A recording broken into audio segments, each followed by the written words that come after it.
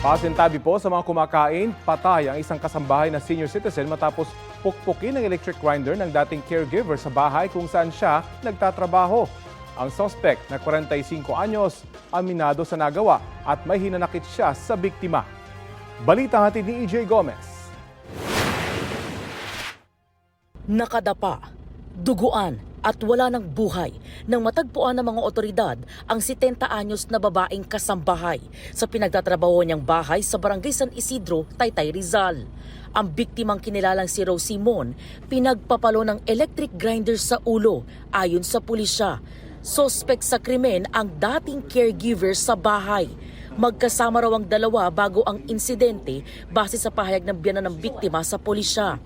Inalok umano ng trabaho ng biktima ang suspect na napag-alamang may utang sa kanya.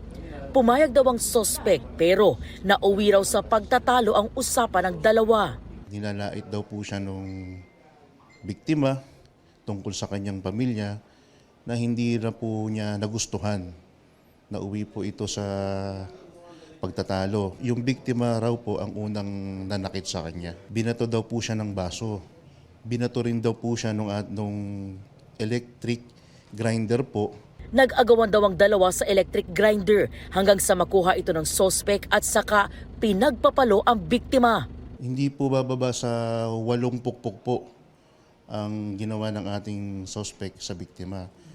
At hemorrhagic shock po ang sanhi ng pagkamatay ng ating biktima. Halos hindi na po makita, ma-identify yung mukha ng ating biktima. Sa follow-up operation ng pulisya, natunto ng suspect sa bahay ng kanyang anak sa Rodriguez, Rizal matapos ituro ng kanyang asawa.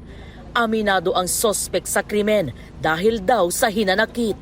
Kasi daw po yung mga anak ko po ay iba-iba daw po yung tatay. Meron po kasi daw po yung asawa ko, mayroong babae. Sobrang sakit naman po siyempre. Pinalo po ako sa tuhod ng kahoy, kaya po ako panay pasa. Yung electric grinder po gusto niya pong ipukpok sa akin yun.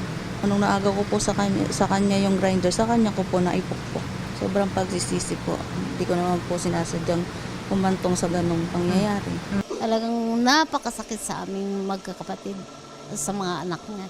Hindi namin matanggap ang pangyayari. Buhay ang kinuha niya, maaari lang pagdusahan po niya. Sa custodial facility ng Taytay Police nakakulong ang suspect na inquest na siya at sinampahan ng kasong homicide. EJ Gomez, nagbabalita para sa GMA Integrated News.